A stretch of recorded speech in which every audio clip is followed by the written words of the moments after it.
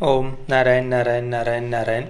The White Tiger Netflix India की नई film जिसे 3 दिन पहले यानी 22 जनवरी को नेटफ्लिक्स पर रिलीज किया गया। इसके डायरेक्टर है रामिन बहरानी और अरविंद अडिगा की सेम नाम की नॉवेल पर यह फिल्म आधारित है। अब ये जो नॉवेल है द वाइट टाइगर, उसके बारे में क्रिटिक्स के द्वारा और उसके ही लेखक के द्वारा ये कहा गया है कि उनके इस नॉवेल के माध्यम से उन्होंने ये दिखाने का प्रयास किया है कि भारत एक तरफ जहां मॉडर्नाइजेशन की तरफ आगे बढ़ रहा है, वहीं दूसरी तरफ जो रूरल इंडिया है, जो गरीब भारत है, उसकी समस्याओं को और हिंदू संस्कृति की समस्याओं को उन्होंने उनकी इस नॉवेल के माध्यम से दिखाने का प्रयास किया है।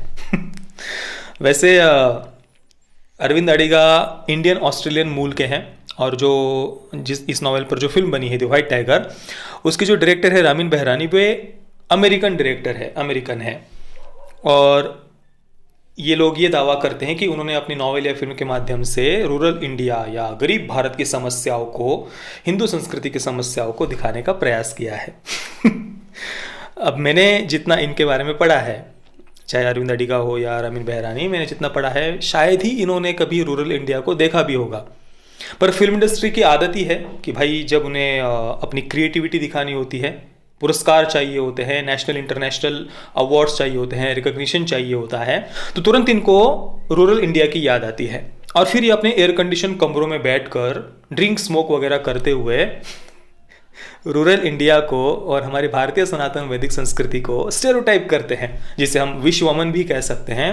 और वो सब लिखने के बाद में या ऐसी फिल्में वगैरह बनाने के बाद में उन्हें लगता है कि उन्होंने रूरल इंडिया की समस्याओं को समाज के लोगों के सामने रखा है। वाह वाह, मतलब चलिए देखिए, मुझे इस फिल्म के बारे में बहुत कुछ कहना है। इसका डिटेल्ड फुल रिव्यू इसकी फिलॉसफी पर मैं अलग से अपलोड करने वाला हूँ हमारे प्रतीक्ष फिल्म थियरीज इस चैनल पर यहाँ पर बस संक्षेप में क्विक रिव्यू हम इसका करने वाले हैं। तो कुल मिलाकर ये जो फिल्म है द व्हाइट टाइगर, ये 2 कंक्लूजन पर निकलती है। एक जो इस फिल्म का सार है, कंक्लूजन है, वो ये है कि भारत की जो 10,000 वर्ष पुरानी महान सभ्यता है, उसने हमें क्या दिया है कि एक मुर्गे का पिंजरा। और जो एक आम भारतीय है जो इस देश की संस्कृति को फॉलो करता है, वो आम भारतीय सच्चाई और ईमानदारी के रास्ते पर इसलिए चलता है क्योंकि वो इस मुर्गे के पिंजरे में बंद है। इस कंक्लूजन पर ये फिल्म निकलती है। अब ये मुर्गे का पिंजरा क्या है वो मैं हमारे फिलॉसफी एक्सप्लेनेशन वाले वीडियो में आपको बताऊंगा।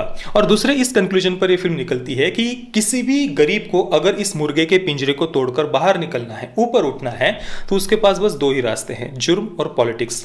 तो ये 2 सार ये फिल्म हमें बताती है। दोस्तों, एक बात मैंने आपको कई बार बताई हुई है और वो बात मैं फिर से आपको यहाँ पर आज बताना चाहता हूँ कि मैं खुद एक बहुत ही गरीब ऐसे किसान परिवार से आता हूँ। मेरे जो पिताजी है, पिताजी के जो भाई है, बहनें हैं, उनमें से अकेले मेरे पिताजी पढ़ पाए हैं। बाकी किसी को पढ़ाने के लिए पैसे ही नहीं थे उस समय, ऐसे हालात थे। मेरे पिताजी के जो भाई बहनें वगैरह थे, वे भेड़े चराते थे। मेरी दादी अभी 13-14 वर्ष पहले तक भी दूसरों के खेत में काम करने के लिए जाती थी। ऐसे परिवार से मैं आता हूँ। पर आज सभी मेरे जितने भी चाचा है, पिताजी की बहनें वगैरह हैं, सभी अपने अपने जीवन में अपने अपने घरों में सुखी है, सबका बहुत अच्छा ही हुआ है। पर इनमें से किसी ने भी ना जुर्म का ना पॉलिटिक्स का ऐसा कोई रास्ता नहीं चुना। अपने मेहनत, लगन, पुरुषार्थ से वे अपने जीवन में आगे बढ़े हैं। और ये केवल मेरी कहानी मैं आपको नहीं बता रहा, आप में से भी कई मित्रों के खुद के जीवन की ये कहानी होगी। आपने अपने इर्द गिर्द ऐसे कई लोगों को देखा होगा और मैंने भी अपने इर्द गिर्द ऐसे कई लोगों को देखा है। एक व्यक्ति जिन्हें मैं अपने बचपन से देखते आया हूँ, जो सैंडविच बेचते थे एक छोटा सा स्टॉल लगाकर।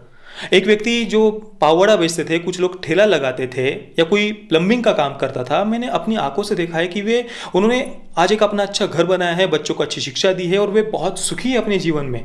और उनमें से किसी ने भी ना जुर्म ना पॉलिटिक्स ऐसा कोई रास्ता नहीं अपनाया। हाँ, ऐसी बात नहीं कि सभी के सभी प्लम्बिंग का काम करने वाले या सभी के सभी कोई ठेला लगाने वाले कोई बहुत आलीशान घर बांध लेते हैं, नहीं। जिसके जीवन में कोई संयम हो, पुरुषार्थ हो, एकाग्रता हो, लगन हो, या जो अपनी योग्यताओं का सदुपयोग करता हो, अपने समय का सदुपयोग करता हो, वो व्यक्ति जरूर जीवन में ऊपर उठता है, चाहे वो कहीं पर भी कोई भी काम क्यों ना करता हो। ये बातें आवश्यक होती है। तो अब चलिए, इस बारे में मुझे आपको और भी बहुत सारी बातें बतानी है, यहाँ पर आपका ज़्यादा समय नहीं लूँगा। कुल मिलाकर अंत में मैं बस यही बात कहना चाहूँगा कि अगर आप अपने जीवन में किसी उच्च लक्ष्य को प्राप्त करना चाहते हैं, कोई आपका जीवन का उच्च ध्येय है, उसे अगर आप प्राप्त करना चाहते हैं, जीवन में अगर आप यशस्वी होना चाहते हैं और आप अपने कॉमन सेंस को अगर खोना नहीं चाहते हैं, तो इस फिल्म से या इस कचरे से, जो भी द व्हाइट टाइगर वगैरह ये जो भी है, इससे दूर रहिए। जितना हो सके दूर रहिए। और फिर भी अगर आपको ये देखना है तो जिस प्रकार से कमल का जो पत्ता होता है वो पानी में रहते हुए भी निर्लेप रहता है, उसी प्रकार से अपनी बुद्धि को सजग रखते हुए आप इस फिल्म को देखिए। पर हाँ, अगर किसी को कम्युनिस्टों के द्वारा किया गया विश्वमन प्राशन करना पसंद है तो वे खुशी खुशी इस फिल्म को देख सकते हैं। अंत में मेरे मन में एक प्रश्न आया है, उसे मैं यहाँ पर पूछना चाहता हूँ कि ऐसे जो कम्युनिस्ट आइडियोलॉजी पर आधारित फिल्में जिन प्लेटफॉर्म्स पर रिलीज की जाती है, फिर वो चाहे OTT प्लेटफॉर्म्स हो या फिर थिएटर्स वगैरह हो, तो कल को अगर इनका ही कोई एम्प्लॉई इनकी ही कंपनी के CEO का अगर गला काट दे या उसकी हत्या कर दे, तब ये लोग कैसे रिएक्ट करेंगे? मतलब क्या सोचकर ये लोग ऐसे फिल्मों को रिलीज करते हैं या बढ़ावा देते हैं, ये सच में समझ से परे है। इसके साथ ही फिल्म में एक और बात पर बहुत जोर दिया गया है कि भारत में हिंदुओं के द्वारा अल्पसंख्यक समुदाय पर, मुस्लिम समुदाय पर बहुत ज़्यादा अत्याचार होते हैं। उन्हें अपनी आइडेंटिटी छुपा कर कई जगह पर काम करना पड़ता है। और साथ में ही फिल्म में ये भी बताया गया है कि जो चाइना है वो फ्रीडम और इंडिविजुअल लिबर्टी का बहुत ज़्यादा सम्मान करता है, व्यक्तिगत आज़ादी का बहुत ज़्यादा सम्मान करता है। कौन? चाइना। ये बात सुनकर जो चाइना का उइगर मुस्लिम समुदाय है उन्हें बहुत खुशी होगी कि बॉलीवुड ने एक नई खोज करके निकाली है कि चाइना इंडिविजुअल लिबर्टी का बहुत सम्मान करता है। मतलब एक ऐसा देश चाइना जो एक टूटता बिखरता देश है, जहाँ पर एक डिक्टेटरशिप के द्वारा लोगों को ज़बरदस्ती चुप कराकर बिठाया गया है, जहाँ पर लोगों को बंधुआ मजदूरों की तरह काम करना पड़ता है। उनके पास में कोई अधिकार नहीं है, कोई अभिव्यक्ति की आज़ादी नहीं है, कोई वहाँ की कम्युनिस्ट सरकार के विरुद्ध में एक शब्द नहीं बोल सकता, कोई प्रोटेस्ट नहीं कर सकता, किसी प्रकार का कोई आंदोलन नहीं कर सकता है। आंदोलनों की आवाज़ कैसे दबा दी जाती है ये सब पूरी दुनिया जानती है, किसी से छुपी हुई ये बातें नहीं है। वहाँ पर किसी प्रकार के कोई लेबर्स के, कर्मचारियों के कोई संगठन नहीं है, कोई किसानों के संगठन नहीं है, कोई वहाँ पर कोई ऐसे मार्च वगैरह आंदोलन वगैरह नहीं निकाल सकता। पर ऐसे कम्युनिस्ट चाइना हमारे भारत के कम्युनिस्टों की दृष्टि में बहुत महान है, या वो इंडिविजुअल लिबर्टी का सम्मान करता है। वाह! मैं द व्हाइट टाइगर इस फिल्म को दूंगा 0/10 स्टार्स, क्योंकि ऐसी चीज़ों को तो जितना हो सके क्रिटिसाइज करना चाहिए, जितनी हो सके इसकी कड़ी से कड़ी आलोचना करनी चाहिए। पेरेंटल गाइडेंस की कोई आवश्यकता नहीं है। फिल्म में जो लैंग्वेज जिस प्रकार की यूज़ की गई है परिवार के साथ में देखने जैसी तो बिल्कुल भी नहीं है। बाकी रही सेक्स और न्यूडिटी की बात, डायरेक्ट न्यूडिटी तो नहीं है, पर हाँ ऐसे कुछ